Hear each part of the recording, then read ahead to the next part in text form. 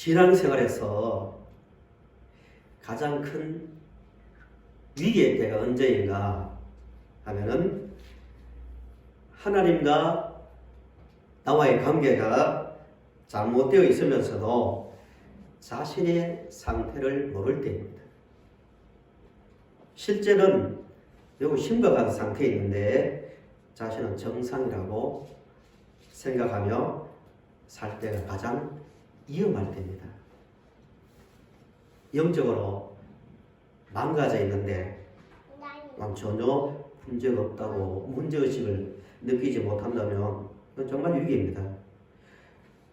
구약 아모스 선지자 때나 말라기 선지자 때를 보면은 선지자가 회개하라, 여호와를 찾으라 하니까 그들의 반응이 뭐였냐면은 우리가 뭘 합니다. 첫 번째 반응이 뭐가 문제지? 제사도 드리고 율법의 규례를 다 따르고 있는데 우리가 무슨 문제가 있다고 할 것 다 있는데 이게 그들의 반응이었습니다. 예수님께서 말씀을 전하실 때도 복음을 거부하는 사람들의 공통된 반응이 그거였죠.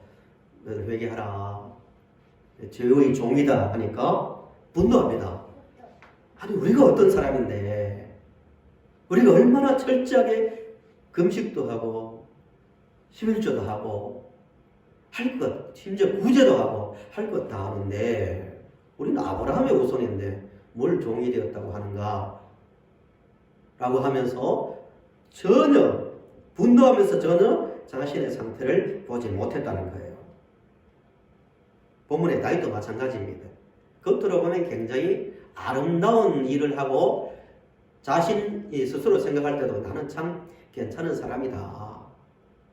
난 정말 하나님을 존중하고 하나님을 사랑하는 사람이라고 생각했는지도 모릅니다. 본문을 보시면 우리는 이 말씀을 보면서요, 다윗의 문제가 뭔지 또 다윗이 그 신앙의 위기에서 어떻게 벗어나는지를 보면서 우리를 점검하고 우리가 더 신앙적으로 성장하는 그런 시간이 되었으면 좋겠습니다. 특별히 한국교회가 우리의 문제죠. 코로나를 경험하면서 많은 것을 돌아보게 합니다. 그동안 감추어져 있었던, 가리워져 있었던 문제들이 하나씩 드러나잖아요. 이거를 자기 점검의 기회로 삼으면 정말 좋은 기회가 정말 유익한 경험이 될 수 있습니다. 아, 이런 문제가 있구나. 여러 가지 문제가 있지만 제가 설명은 말하지는 않겠습니다만 다양한 문제가 있구나. 우리가 이렇게 하나님 앞에서 또 세상 앞에서 이런 모습을 보였구나. 자기 점검의 기회를 삼는다면 정말 유익한 시간이 될 수 있을 겁니다. 마찬가지로 오늘 다윗을 보면서 우리도 이럴 수 있겠구나. 또 이렇게 해야겠구나를 생각해야 됩니다. 1절 2절을 보시면 1절 2절 한번 주목해 보시기 바랍니다. 다윗의 계획이 나오죠. 여호와께서 주위의 모든 원수를 무찌르사 왕으로 궁에 평안히 살게 하신 때에 왕이 선지자 나단에게 이르되 볼지어다 나는 백향목 궁에 살거늘 하나님의 궤는 휘장 가운데에 있도다 라고 말하면서 성전 건축을 당시 선지자 나단에게 말합니다. 1절 2절을 보시면서 다윗이 어떤 문제가 있는지 보입니까? 어떻게 보면은 아름다운 장면이 아닙니까? 자기 왕이 되고 왕궁에 평안히 있으면서 다윗이 왕으로 사무엘을 통하여 기름 부음을 받고 난 다음에 10년을 사울로부터 쫓겨나는다 했죠. 사울이 자기를 죽이려 할 때 들판에서 잠을 자고 때로는 굴에서 잠을 자고 한무지로 쫓겨다니고 이리저리 쫓겨다니고 심지어 블레셋까지 갑니다. 극한 상황에 많이 몰리고 또 죽음의 위기를 여러 번 겪었습니다. 그러니까 10년입니다. 10년. 그 이후에 또 10년 동안 왕이 된 후에 주변의 적들을 물리치고 자기를 이어받은 세력들을 다 정복한 다음에 이제 안정이 되었습니다. 나라도 경제도 국방도 모든 면에서 아주 튼튼해졌습니다. 마음이 이제 편해진 거죠. 그때 어느 날 장막 속에 있는 하나님의 법궤가 보인 거예요. 법궤를 보고 야, 정말 나는 이렇게 좋은 이 백향목은 당시 최고로 좋은 나무거든요. 가장 아름다운 고급 재료로 궁을 만들었다는 의미입니다. 나는 이렇게 좋은 곳에 사는데 하나님의 교회는 저렇게 초라하게 있도다 하고 건축을 하는 거예요. 아니 보고 성전 건축 계획을 나단에게 말하는 거예요. 아름답게 보입니다. 그런데 그날 밤에 다른 날도 아니에요. 그 밤에 사절이 나옵니다. 하나님께서 나단을 통하여 다윗을 심각하게 책망을 하십니다. 4절부터 9절을 한번 보십시오. 이게 책망의 내용이에요. 쭉 한번 읽어볼게요. 4절 보시면 그 밤에 여호와의 말씀이 나단에게 임하여 이르시되 가서 내 종 다윗에게 말하기를 여호와께서 이와 같이 말씀하시되 내가 나를 위하여 내가 살 집을 건축하겠느냐 내가 이스라엘 자손을 애굽에서 인도하여 내던 날부터 오늘까지 집에 살지 아니하고 장막과 성막 안에서 다녔나니 우리 7절 같이 읽겠습니다. 시작. 이스라엘 자손과 더불어 다니는 모든 곳에서 내가 내 백성 이스라엘을 보며 명령한 이스라엘의 정식과 하나님께 내가 말하기를 너희가 어찌하여 나를 위하여 백향목 집을 건축하지 아니하였느냐고 말하였느냐. 8절 제가 읽겠습니다. 그러므로 이제 내 종 다윗에게 이와 같이 말하라. 만군의 여호와께서 이와 같이 말씀하시기를 내가 너를 목장 곧 양을 따르는 데에서 데려다가 내 백성 이스라엘의 주권자로 삼고 내가 가는 모든 곳에서 내가 너와 함께 있어 내 모든 원수를 내 앞에서 멸하였은즉 땅에서 위대한 자들의 이름같이 내 이름을 위대하게 만들어 주리라 라고 책망하고 있습니다. 여호와가 이런 이야기입니다. 다윗 내가 나의 보호자가 되겠다고 나는 건물 안에 갇혀있는 그런 우상이 아니야. 내가 너를 하나님이죠. 내가 너를 양치기로 있을 때 불렀고 내가 너를 왕으로 세웠고 내가 지금까지 다윗 내 앞에 있는 모든 원수를 물리쳤고 내가 너를 이곳까지 오게 했어. 이게 책망의 내용입니다.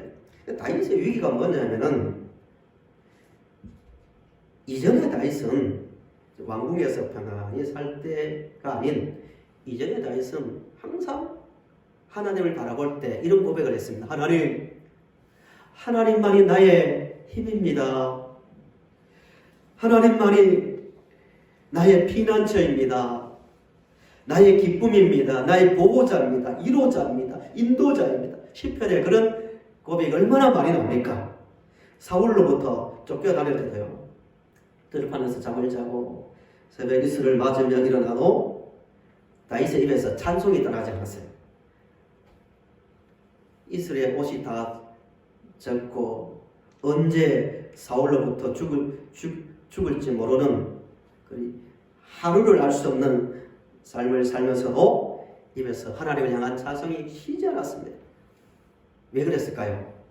하나님은 천지의 주권자이시며 지금도 나의 생명을 주관하는 목자이시며 이스라엘을 통치하시는 분이라는 것을 다윗은 알고 있었기 때문입니다. 그런데 지금은 어때요? 하나님이 한없이 작게 보이는 거예요. 이게 다윗의 문제입니다. 초라하게 보였다는 거죠. 법궤를 보면서 아이고 좀 쉽게 풀면은 참 초라하다. 나에 비하면 하나님이 왜 이렇게 참 초라한 곳에 있지? 이게 다윗의 그 눈에 비친 하나님이었습니다. 이게 위기라는 거예요. 성도님들 자신을 한번 돌아보세요. 우리를 돌아보면서 지금 이 세상 속에서 코로나가 지금 만연하고 여러 가지 많은 세상에서 크고 작은 일들이 일어나고 재난이 일어나고 또 교회의 모습은 작게 보이고 이 세상 속에서 우리는 하나님을 어떻게 보고 있는가의 문제입니다. 정말 다윗처럼 이전의 다윗처럼 하나님은 지금 이 순간에도 천지를 운행하시는 분이며 만물의 주권자이며 이 모든 나라를 통치하시는 분입니다. 하나님은 나의 인생을 책임지며 먹이시며 입히시며 인도하시는 분입니다. 이렇게 크게 보입니까? 아니면 내가 하나님을 항상 부르지만 의식 중에 도대체 이 역사 속에서 하나님 뭔가? 내 인생에 이런 상황이 있는데 도대체 하나님은 뭔가? 이렇게 느껴지지 않습니까? 어디에 갇혀있는 장막 속에 그냥 갇혀있는 내가 힘들 때 한 번씩 와서 위로받고 또 반대로 내가 하나님을 위해서 뭔가 해주고 이런 비인격적 관계로서의 하나님 아닙니까? 다윗이 그런 상태였거든요. 잠시 다윗이 보았던 법궤가 뭔지를 우리가 생각해 봐야 돼요. 법궤의 크기가 길이가 한 1.2m 정도 되고요. 또 높이가 한 60cm 정도 돼요. 그 안에 하나님께서 세 가지를 항상 넣고 하나님 백성들이 이동할 때나 또 장막을 칠 때도 항상 그 중심에 넣고 살으라고 말씀하셨는데 그 안에 들어있는 게 첫째는 쉽게 말하면 돌판입니다. 돌판. 또 하나는 광야에서 계속 만나와 메추라기를 내려서 농사도 짓지 않았는데도 200마리 먹고 살았던 그 만나. 세 번째는 죽은 나무에서 아롤의 지팡이에서 싹이 났습니다. 기적이죠. 말이 안 되죠. 죽은 나무에서 싹이 났습니다.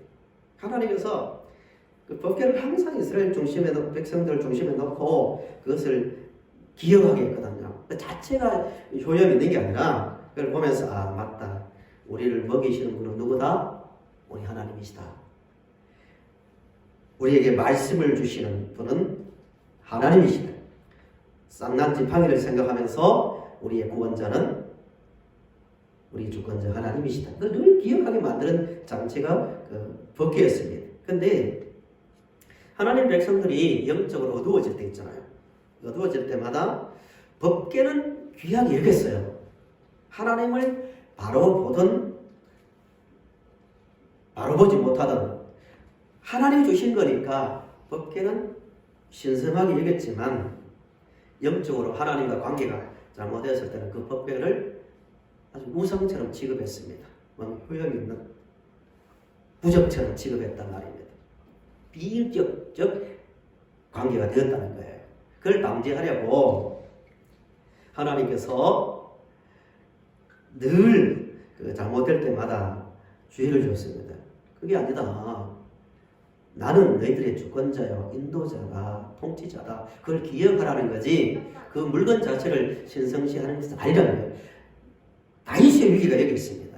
어느 순간 이전에는 하나님 생각하면 눈물도 나고 고난 가운데서 위로도 받고 하나님만 생각해도 막 기쁨이 생기고 세상 사람 아무도 몰라줘도 환경이 어렵고 괴로운 일이 있더라도 하나님 앞에 엎드리면 하나님이 크신 분이었으니까 크신 분이고 자기를 사랑하는 분임을 아니까 위로가 되고 또 소망이 생기고 용기가 생겼습니다.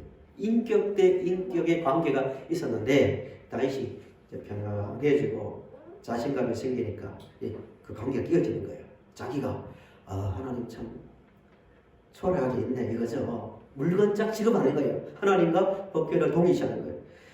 내가 좀 뭔가 해줘야겠다. 이런 마음이 든 거예요. 그래서 하나님께서 그 밤에 심각하게 그 책망을 하는 거예요. 다윗 정신 차려. 어떻게 너가 나의 보호자가 될 수 있어? 내가 너의 보호자야. 내가 너를 이끄는 자야. 내가 너의 주권자라고 하나님께서 책망을 하는 거예요. 다윗의 상태를 잘 보여주는 사건이 있는데요. 이 내용이 좀 굉장히 오해할 수도 있고 해석하기에 좀 어려운 내용이지만 잠시 한번 보겠습니다. 다윗의 영적인 상태가 어떤가 앞장을 한번 보십시오. 가지고 있는 성경을 한번 보시기 바랍니다. 6장을 한번 보십시오. 6장 1절부터 쭉 내용인데요. 6절부터 7절 중간 부분을 한번 보십시오.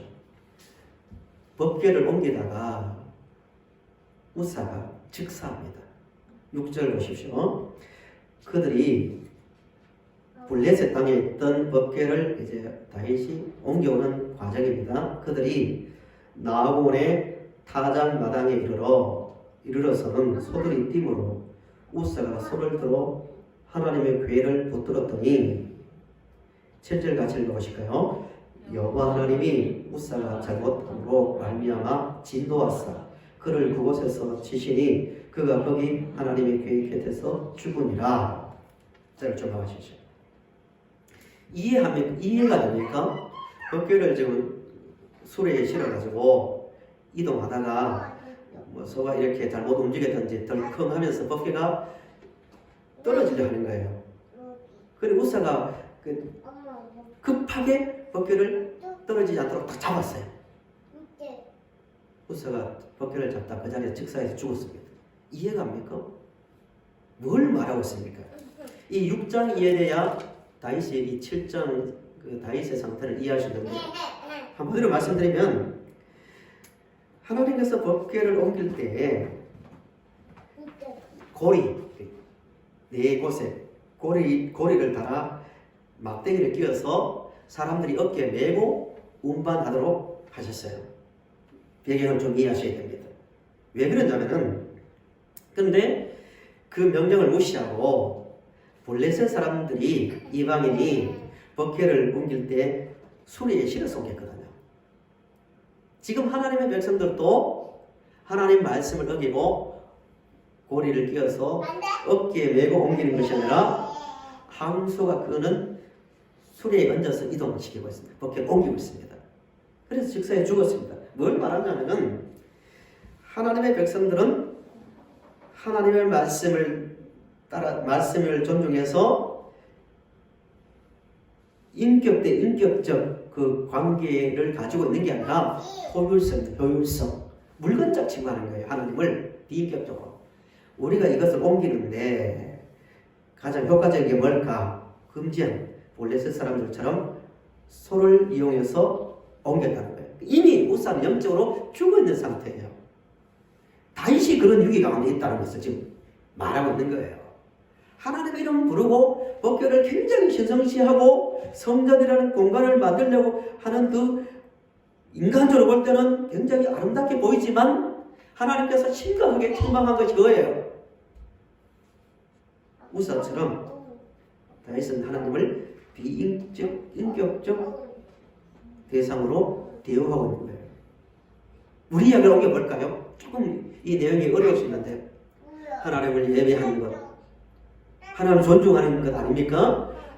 하나님께서 주신 말씀에 뭔가 충성하려는 것, 다 중요한 거예요. 그러나 더 중요한 것은 하나님을 정말 내 중심에서 하나님으로 인정하고 있는 거의 문제예요. 이런 책망을 받고 난 다음에 다윗이 어떻게 회복되는가 하면 18절을 보세요. 18절. 오늘 핵심적인 중심 구절입니다. 18절을 같이 읽어볼까요? 같이 시작. 다윗 왕이 여호와 앞에 들어가 앉아서 이르되 주 여호와여 나는 누구였나? 내 집은 무엇이기에 나를 여기까지 이르게 하셨나이까? 아멘. 다윗이 위기에서 회복되는데 18절과 본문 1절 2절을 비교해보세요. 이제 대조되거든요. 이전에 다윗은 멀리서 하나님을 바라보고 있습니다. 지금은 한 인간으로서 여호와 앞에 들어가 앉았다고 말합니다. 한 인간으로서 하나님 앞에 앉는 거예요. 이게 다윗의 그 회복이자 정상적 자리로 돌아오는 겁니다. 그것에서 그러니까 1절 2절에서 하나님은 그것입니다. 그것. 저 괴짝은 저기 있는데 이제는 어떻게 해요? 하나님을 그것에서 나의 하나님으로 이제 보기 시작하는 거예요. 오늘 우리에게도 마찬가지입니다. 정말 하나님으로 바라볼 때 신앙의 회복은 시작되는 거예요. 코로나를 지금 경험하면서 정말 많은 말을 합니다. 인터넷을 들어가봐도 그렇고 또 책을 봐도 그렇고 뭐 여러 수많은 이야기를 하지만 정말 회복의 시작은 위기에서 벗어나는 그 출발점은 한 인간으로서 하나님 앞에 앉는 겁니다. 엎드릴 겁니다. 책을 통해서 아는 하나님, 다른 사람을 통해서 듣는 하나님과 내가 한 인간으로서 정말 깨어진 마음으로 하나님을 대면해서 아는 것은 차원이 다른 거예요. 설교 아무리 많이 들어도 그거는 어떤 동기가 되고 자극제가 될 수는 있어도 나는 하나님을 이렇게 알고 있다고 인격 대 인격으로 만나는 그 과정이 없으면 그 고백은 그야말로 하나님이 그것이 밖에 될 수밖에 없는 거예요. 나만이 아는 하나님 있잖아요. 물론 말씀이 바탕이 돼야 되지만 깊은 가운데, 아픔 가운데서 또 슬픔 가운데서 또 형통한 가운데서 조용하게 1대1로 하나님을 만나는 하나님 앞에 앉는 그 시간만이 진짜 지식, 진짜 하나님을 인식하는 힘을 제공해 준다는 겁니다. 우리 성도들은 이 복잡하고 하루가 다르게 급변하는 세상 속에서 한 인간으로서 하나님 앞에 나가 엎드릴 수 있는 성도님이 되시기를 간절히 바랍니다. 이런 가운데서 다윗이 깨달은 게 하나 있습니다. 이 말씀이 이해돼야 구약의 아브라함, 이삭, 야곱, 다윗 유명한 사람들의 이야기가 이해가 됩니다. 다윗이 19절 보세요. 하나님 앉아서 난 다음에 제가 읽어보겠습니다. 주 여호와여, 주께서 이것을 오히려 적게 여기시고 또 종의 집에 있을 뭐라고 말합니까? 먼 장래의 일까지도 말씀하셨나이다. 따라합시다. 먼 장래의 일. 한 번 더요. 먼 장래의 일. 저를 좀 하십시오.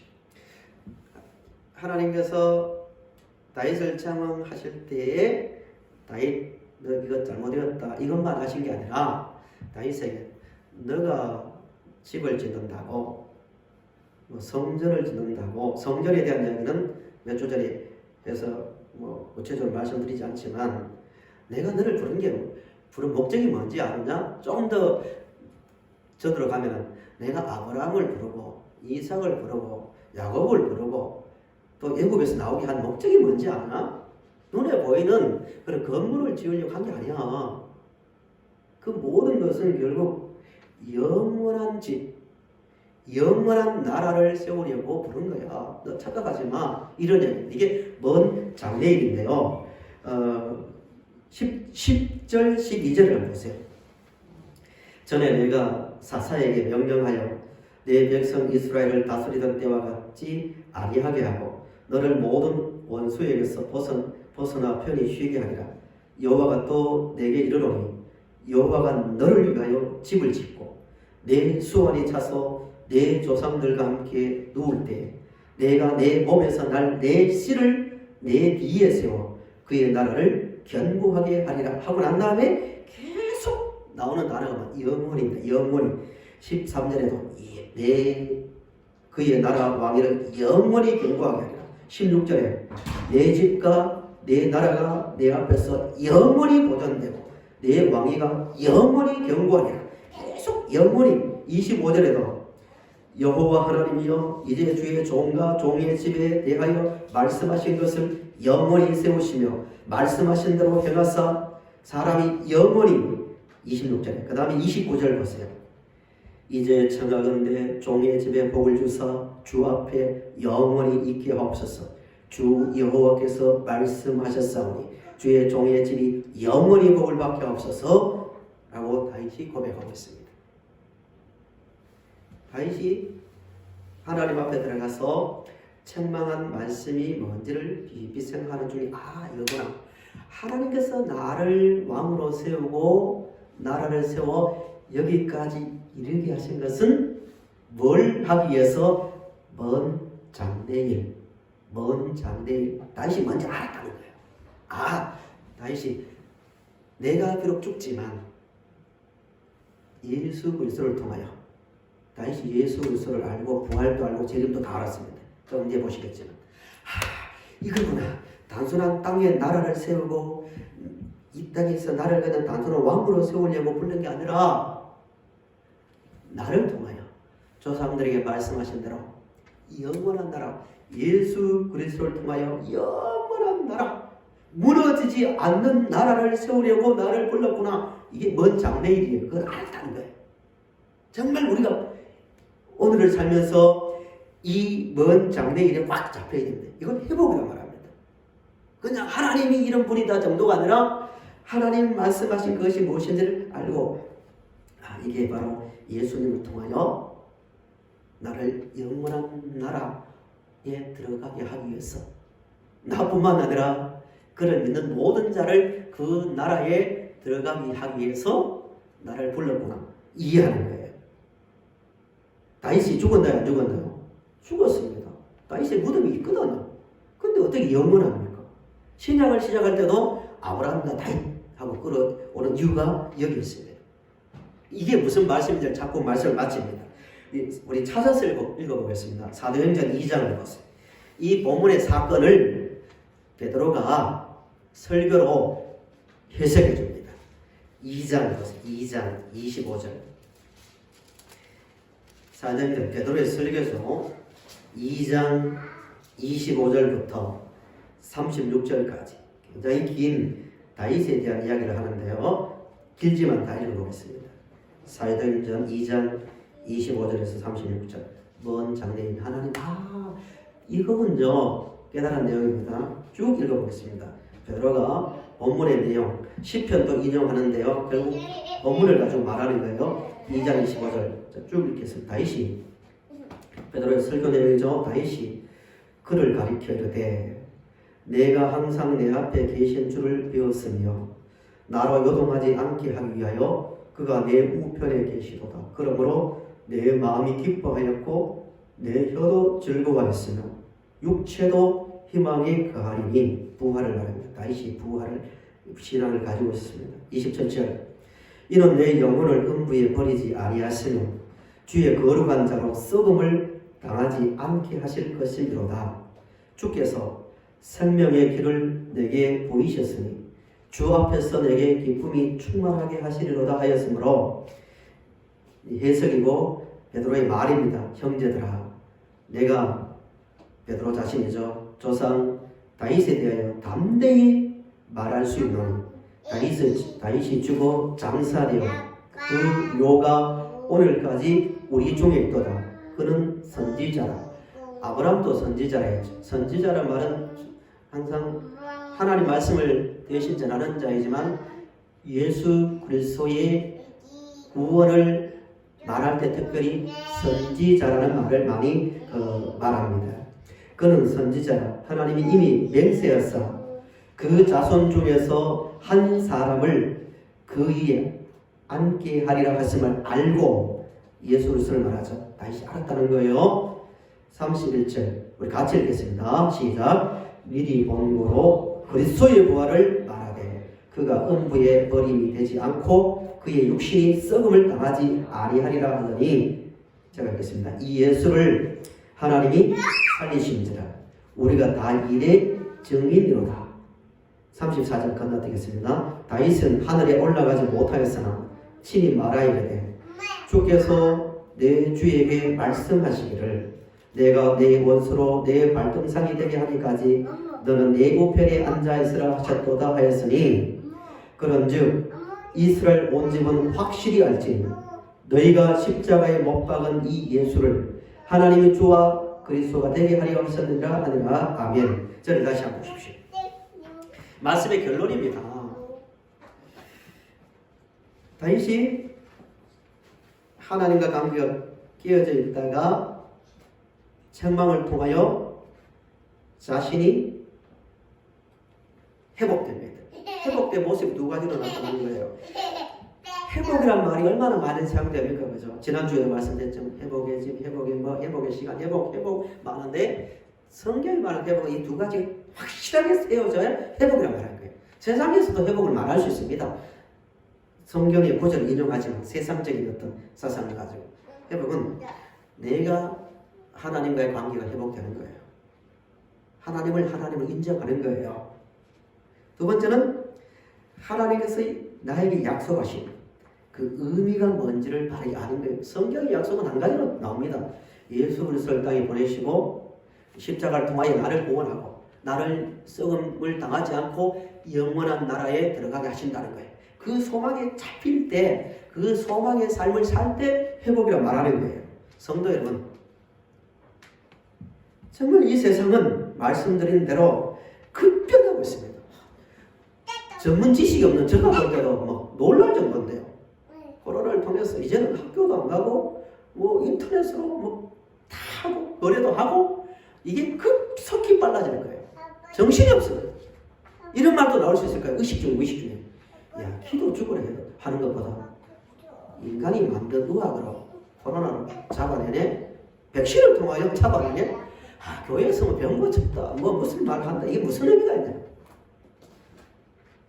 간절함과 하나님을 향한 절박함이 삭힐 수 있습니다. 이런 일이 반복되면 뭘 기도해? 비 안 오게 뭘 기도해? 공중에 올라가서 구름을 움직이면 비가 내리고 안 오긴 만드는데 이런 시대입니다. 이런 시대 속에서 우리가 알게 모르게 하나님을 비인격적 대상으로 이지할 수 있다는 거예요. 정신 차려야 됩니다. 누가 뭐래도 하나님은 변함없이 영원하고 알파와 오메가 되시며 만물을 다스리시며 우리의 생명을 주관하시는 분입니다. 그 하나님을 인정하며 살아야 되고요. 그 하나님께서 성령을 주신 근본 목적은 우리를 죽으면서 건져내어 영원한 나라로 들어가게 하는 거예요. 이 소망에 잡힐 때 비로소 우리는 세상을 이길 수 있는 거예요. 아무리 결심해 보세요. 나는 세상을 멀리한다. 세상의 욕망을 멀리한다. 세상의 명예를 나는 버린다. 세상의 평가는 상관없다. 아무리 말해봐서 됩니까? 눈에 보이긴 있는데. 그러나 영원한 나라의 소망이 잡히면요. 세상과 다른 관계도 없고 구속한 주만 보이는 삶을 살 수 있는 거예요. 이게 교회의 개혁의 시작이고 경건의 시작이고 우리가 세상과 구별된 삶을 사는 유일한 힘입니다. 우리 말씀을 생각하면서요. 하나님 앞에 상상 엎드린 가운데 하나님 주신 바른 그 지식을 가지고 세상과 다른 관계도 없고 구속한 주님만 바라보며 살아가는 그래서 이 땅에서도 참된 모습을 가지고 살아가는 우리가 다 될 수 있기를 간절히 바랍니다.